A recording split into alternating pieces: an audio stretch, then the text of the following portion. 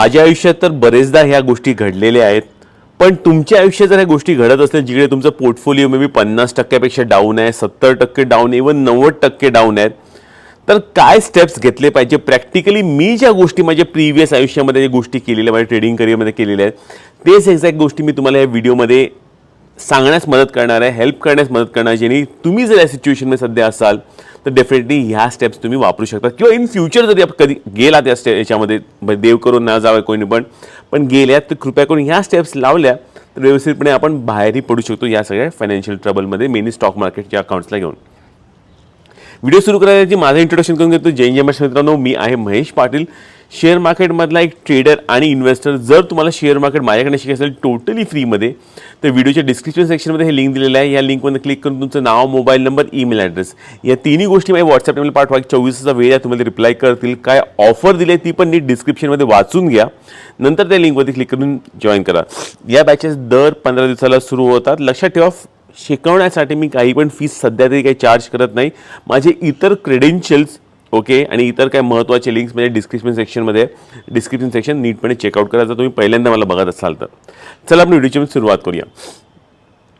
So मित्रांनो, सर्वात पहिली गोष्ट म्हणजे आपण लेट्स से माझं एक अकाउंट आहे ज्याच्यामध्ये मी 2 लाख रुपयाने सुरुवात केलेली आहे, किंवा लेट्स 5 लाख. ॲक्च्युअली मी रिअल लाईफ सिनारी सांगतो. 2003 मध्ये जेव्हा मी आईकडनं 5 लाख रुपये घेऊन मी मार्केटमध्ये पैसे लावलेले होते, एका वर्षामध्ये ऑलमोस्ट ते अकाउंट 5 लाखाचं 2.5 लाख रुपये झालेलं होतं. ओके, तेव्हा मी काय केलेलं ते पहिले स्टेप सांगतो, कारण हे असे 2 ते 3 सिनेरियोज आहेत, ते मी तुम्हाला एक्सप्लेन करेन काय काय मी गोष्टी केलेल्या आहेत. तेव्हा मी डिसाईड केलं की 2.5 लाख जेव्हा 50% माझं अकाउंट झालेलं, 2.5 लाख रुपये जे उरलेले होते ते 2.5 लाख रुपये पूर्ण मी मार्केटच्या बाहेर काढले. ओके, पूर्ण मी मार्केटच्या बाहेर काढले आणि सर्वात पहिलं जाऊन मी माझ्या वडिलांना सांगितलं की माझ्या आईकडनं असे जे पैसे घेतलेले होते आणि ते आजच्या तारखेला 2.5 लाख रुपयापर्यंत गेलेले होते. ऑलराईट, आता हे विथ रिस्पेक्ट टू माझं फायनान्शियल कंडिशन, माझी फॅमिलीची फायनान्शियल कंडिशनच्या हिशोबाने मी हा जजमेंट कॉल घेतलेला होता. माझ्या आईवडिलांना मी हे सगळं कम्युनिकेट केलेलं होतं. त्यावरती आई माझी हेच म्हणाली, काही टेन्शन नाही, आपण उद्योगधंद्याची आपली फॅमिली आहे ओव्हरऑल. पप्पा पण बिझनेस करतात, पप्पांना पण लॉसेस होतात. ओके, सो त्यामुळे तू माझे हे 2.5 लाख रुपये जे आहेत over a period of time काम करून मला परत फेड कर. ओके, हे क्लिअर कट माझ्या आईने इन्स्ट्रक्शन दिलं. ह्याच्याने एक गोष्ट काय झाली, मी जर पेरेंट्सला जाऊन सांगितल्यामुळे की लपून ठेवायची गोष्ट माझ्याकडे राहिली नाही. मी पटकन जाऊन माझ्या फॅमिलीला सांगितलं. त्यावरती माझ्या फॅमिलीने ऑफकोर्स शिव्या घातल्याच नाही असं नाही, पण त्यावरती एक तोडगा पण दिला मला आणि त्या तोडग्यावरती मी काम करायला सुरू केलं. सो 2004 पासून, ॲक्च्युली 2003 मध्येच ऑलमोस्ट मी माझी ट्रेडिंग टोटली बंद केली. 2002 मध्ये काही 2002च्या एंडला काही मार्केटमध्ये आलेलो होतो, मेच्या 2002च्या काळात, कारण कॉलेज सुटलेलं होतं. कॉलेजनंतर 2002 मध्ये मी मार्केटमध्ये घुसलेलो, 2003 मध्ये मार्केटच्या बाहेर निघून गेलेलो होतो. ओके, सो ह्याच्यानंतर काय झालं मित्रांनो की मला एक गोष्ट कळली की शेअर मार्केटमध्ये बाहेरचा लोनचा पैसा, आई वडिलांचा पैसा आणायचा नाही. ते तर एक टोटली गाठ बांधली. पण मी लॉस रिकव्हरी करण्यासाठी परत शेअर मार्केटमध्ये लॉस रिकव्हरी करण्याच्या हिशोबाने गेलो नाही, तर बोललो चला बाबा मेहनतीचा पैसा आहे. ऑफकोर्स त्या काळात मला ते 5 लाखाचे 2.5 लाख पण माझ्या फॅमिलीसाठी पण खूप मोठी रक्कम होती, नाही असं नाही. पण मी बोललो की टोटली ट्रेडिंग बंद करणार. 2003 ते 2007 ऑलमोस्ट 4 वर्ष मी शेअर मार्केटकडे बघितलं पण नव्हतं. ओके, टी व्ही पण बघितलं, काय चालू काय बघितलं नव्हतं. फायनली परत 2007 मध्ये मार्केटमध्ये परत रिएंट्री घेतली. पण तेव्हा जेव्हा रिएंट्री घेतली तेव्हा मार्केट ऑलमोस्ट लोला होतं. तेव्हा टाटा मोटर्सचा शेअर आणि काही 36-37 रुपयाला भेटत होता. ओके, आणि तेव्हा मी थोडे पैसे लावायला लागलेलो होतो. आणि त्या काळामध्ये 2007 मध्ये मी ॲक्च्युली कोंबडीचा बिझनेस, आमच्या वडिलांचा बिझनेस जो होता कोंबडीचा बिझनेस, ट्रेडिंगचा बिझनेस, तो कोंबडीचा ट्रेडिंगचा बिझनेस करत होतो. आता ऑफकोर्स तो काही एवढ्या मोठ्या लेवलचा तेव्हा नव्हता, पण त्या बिझनेसमधला पैसा लावून मी मार्केटमध्ये लावायचो, बिझनेसमधला काढून पैसा मार्केटमध्ये लावायचो. ओके, पण काय शेवटी बिझनेस, शेवटी घर चालवण्यासाठी खूप महत्त्वाचं होतं. पण इकडे परत माझी चूक काय झाली की परत माझा पोर्टफोलिओ काही ना काही कारणाने, प्रॉफिट ऑफकोर्स केला थोडासा, पण परत काही ना काही कारणाने परत पोर्टफोलिओ पडायला लागला, कारण ओव्हरऑल मार्केट डाऊन ट्रेंडमध्ये होतो. ओके, आणि पडायला लागला. परत पैसा कुठला लावलेला होता, धंद्यामधला पैसा लावला, एका दुसऱ्या बिझनेसमधला पैसा काढून मार्केटमध्ये लावला. परत चुकीची मनी मॅनेजमेंट होती. ओके, सो परत जेव्हा पोर्टफोलिओ परत एक 30-40% खाली पडला, वरून खाली पडला, त्या जास्त रक्कम लावली नव्हती, 1.5 लाख रुपये लावले होते. 1.5 लाखाचे 75,000चे राऊंड अबाउट झाले आणि ते 75,000 परत मी मार्केटमधून काढले आणि परत मार्केटपासून एक ब्रेक घेतला. राईट. पण परत ते पैसे पण परत बिझनेसमध्ये लावून परत ते इन्व्हेस्ट करून मेहनत करून कोंबड्या हातात असे उचलून भरपूर रात्र असे कोंबडीच्या गाडीवरती जाऊन बरंच मेहनत करून तो पैसा रिकवर केला. 2008 ते 2010 माझ्या आयुष्यातला एकदम बेकार काळ होता. कधीतरी एक वेगळा व्हिडिओ आणेन ह्याच्यावरती की माझे 2008 ते 10 मी काय कारनामे केले ज्यामुळे एवढं माझ्यावरती बेकार परिस्थिती आली होती.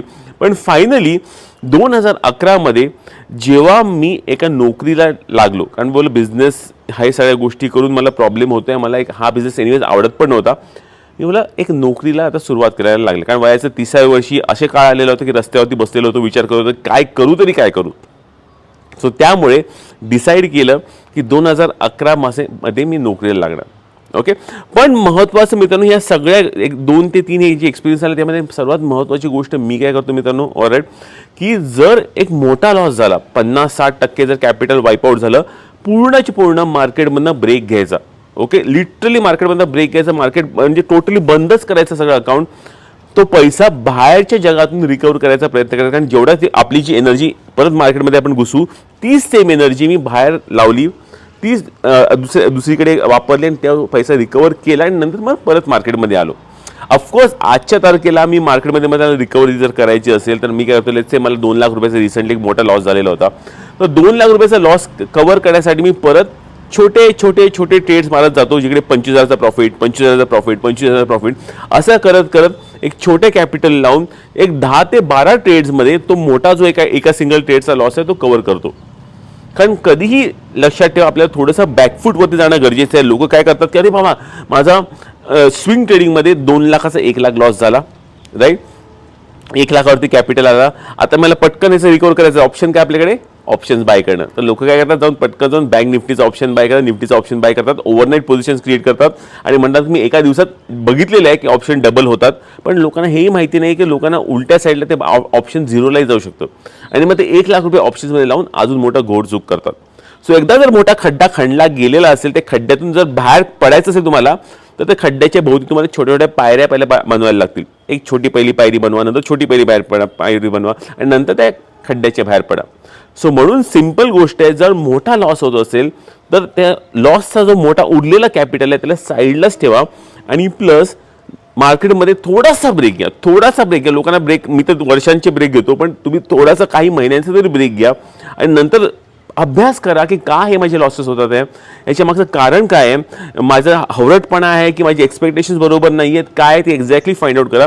नंतर टप्प्याटप्प्याने एक ट्रेड मारून ते खड्ड्यामधून बाहेर पडायचा प्रयत्न करा. ओके. पण 2011 पासून माझी ट्रेडिंगची ओव्हरऑल, माझं ॲटलिस्ट ट्रेडिंगचं इन्कम म्हणा किंवा माझी ट्रेडिंगची ओव्हरऑल ॲसेट अंडर मॅनेजमेंट म्हणा, हे स्लोली अँड स्टडीली वाढायला लागले. कारण एक गोष्ट मी प्रॉपरली करायला लागलो, एकतर आईवडिलांचा पैसा घेतला नाही, कुठल्याही बँकेचा पैसा घेतला नाही, कोणाकडनं सावकारी लोन घेतलं नाही, दुसऱ्या धंद्यातला पैसा किंवा दुसऱ्या इन्कम मधला पैसा मी इकडे वळवला नाही. ओके. सो अशा प्रकारचे काही पण गोष्टी मी केल्या नाही जिकडनं बाहेरचा पैसा आणून मार्केटमध्ये टाकला किंवा even for that matter heavy amount of leverage trading पण केली नाही. आजच्या तारखेला पण डेफिनेटली मी लेव्हरेज घेतोच, नाही असं नाही, पण माझे लेव्हरेज कसं असेल, माझ्याकडे 100 रुपये असतील तर मॅक्सिमम मी 130 ते 140 रुपये, ओके, म्हणजे 40 रुपयाचे ॲटलिस्ट 30 to 40% वरती मी लेव्हरेज घेऊन काम करणार नाही. आणि ते पण एकदम एक्स्ट्रीम सिनारिओमध्ये जिकडे मार्केट क्रॅश झालेलं आहे, असं वाटतं एकदम रॉक बॉटम आहे आणि तिकडे मला वाटतं की ह्याच्यापेक्षा बेकार पडणार नाही. आणि ते पण पैसा लावणार कुठे, रिलायन्स, TCS अशा मोठ्या मोठ्या कंपनीजमध्ये लावायचा प्रयत्न करतो लेव्हरेज घेऊन, नाही तर मी लेव्हरेज घेऊन स्मॉल कॅप्समध्ये लावत नाही. ऑफकोर्स आजच्या तारखेला माझा पोर्टफोलिओ जर बघायला गेलो तर जवळजवळ 70% हा स्मॉल कॅप्समध्ये, 30% लार्ज कॅपमध्ये. पण जर मला लेव्हरेज घेऊन जर पैसा मार्केटमध्ये लावायचा असेल तर मोस्ट प्रॉबेबली मी ते लार्ज कॅप्समध्येच लावतो, कारण त्याच्यामध्ये माहिती आहे की पडलं तर एवढा बेकार जाणार नाही. पण सिंपल गोष्ट, लेव्हरेज घेऊन काम करू नका. ओके. स्पेशली जेव्हा तुम्ही नवीन असाल मार्केटमध्ये, बरेचसे काय म्हणतात ते मार्जिन ट्रेडिंग फंडिंग लोक देतात, ऑप्शन्स ट्रेडिंग काइंड ऑफ लेव्हरेजेस आहेत, अशा गोष्टी करतात. करा, आपण कमी प्रमाणात करा, जेणेकरून एक तुमची ॲटलिस्ट 3 महिन्याची सॅलरीमध्ये किंवा सॅलरीमधला जो इन्कम जो आहे तो साईडला करतो, जो तुम्ही सेव्हिंग्स करतात त्या इन्कमने ते लेव्हरेज तुम्ही झिरो करू शकतात. ते एक थंब रूल एक मी पण फॉलो करतो की जे पण अमाऊंट ऑफ लेव्हरेज माझ्याकडे आहे ते घेतलेलं आहे ते ॲटलिस्ट 3 महिन्यामध्ये बिंदासपणे येणाऱ्या बाहेरच्या इन्कममध्ये मी परत फेड करू शकतो. ओके. पण लेव्हरेज जेवढं होईल तेवढं करू नका. पण व्हिडिओच्या एंडला हेच सांगू इच्छितो की जर आपल्याला ट्रेडिंगमध्ये सक्सेसफुल व्हायचं असेल, सर्वात महत्त्वाची गोष्ट, नॉलेजपेक्षा मोठी गोष्ट आहे ती म्हणजे मनी मॅनेजमेंट. जर आपली मनी मॅनेजमेंट असेल चांगली व्यवस्थित, तर आपली ट्रेडिंग सायकोलॉजी आहे ती स्ट्रॉंग राहते. आणि ट्रेडिंग सायकोलॉजी जर स्ट्रॉंग राहिली तर एनिवेज तुम्ही प्रॉफिटेबल होणार. नो मॅटर कुठल्या शेअरला कुठल्या प्राईजला जरी घुसलात, कुठल्या शेअर म्हणायला नको, चांगल्या शेअरच्या कुठल्याही प्राईजला जरी घुसलात तरी पण तुमची जर मनी मॅनेजमेंट स्ट्रॉंग असेल तर तुमची सायकोलॉजी स्ट्रॉंग राहणार. सायकोलॉजी स्ट्रॉंग असेल तर तुमची होल्डिंग कॅपॅसिटी स्ट्रॉंग राहणार. आणि इव्हन लॉसेसमध्ये जरी असाल तुम्ही ऑटोमॅटिक सायकोलॉजीमुळे त्या खड्ड्यामधनं स्टेप बाय स्टेप बाहेर पडायलाही सुरुवात करणार. ओके, आता जेवढं बोलतोय तेवढं सोपं नाही आहे. कारण शेवटी कसं आहे की फायनान्शियल जेव्हा लॉस होतो आपल्या कोणालाही, किंवा जेव्हा आपल्या डोळ्यासमोर लिटरली पैसे उडताना दिसतात आपल्या समोर शेअर मार्केटमध्ये आपले स्वतःचे, तेव्हा एक वेगळीच मानसिकता बनून जाते, एक निगेटिव्ह मानसिकता बनून जाते. काय काय लोक एकदम एक्स्ट्रीम स्टेप्स पण घेऊन टाकतात. पण मित्रांनो, एवढी पाळी आणायला देऊच नका. स्पेशली जे माझे फॉलोअर्स आहे, एवढी पाळी आणायला देऊच नका. मार्केटमध्ये तेवढाच पैसा लावा ज्याची तुम्हाला पुढचे 20 ते 30 वर्ष गरज नाही आहे. मार्केटमध्ये पैसा लावला, समजायचं की मार्केटमध्ये पैसा लावला म्हणजे माझा खर्च आहे, तो परत मला पैसा भेटणार नाही आहे, अशी मानसिकतेने मी पैसा लावतो. मी मार्केटमध्ये परत सांगतो मित्रांनो, अजूनही मार्केटच्या पैशावरती माझं घर चालत नाही आहे. आणि येणारी 30 वर्ष पण मला मार्केटच्या पैशावरती मला घर चालवायचं नाही आहे. माझ्या मेहनतीच्या पैशावरतीच मला माझं घर चालवायचं आहे. कारण कसं आहे की जर आपली सायकोलॉजी तशी राहिली की मला मार्केटमधनं पैसा कमवून माझं घर चालवायचं आहे, मला पगार काढायचा, मला आईला पैसे द्यायचे आणि एक्सेट्रा, ते कधी होऊ शकत नाही. आणि ते जर करायला गेलं त्याचे इफेक्ट्स खूप निगेटिव्ह असतात. कारण त्याच्यावरती तुम्हाला तुमच्या डोक्यावरती त्रास असेल, तुम्ही नको कुठे डिसिजन घेणार, आडवे तेडवे ट्रेड्स मारणार. आणि मग ओके, कॅमेरा माझं गिम्बलचं पॉवर गेलेलं आहे. पण एनिवेज, व्हिडिओ इकडेच संपवतो. मित्रांनो, मी आहे महेश पाटील. वेबिनार्ससाठी डेफिनेटली लिंक डिस्क्रिप्शन सेक्शनमध्ये दिलेली आहे. क्लिक करून आत्ताच्या शेअर मार्केटचं नॉलेज नीटपणे शिकून घ्या माझ्याकडनं. जय हिंद, जय महाराष्ट्र.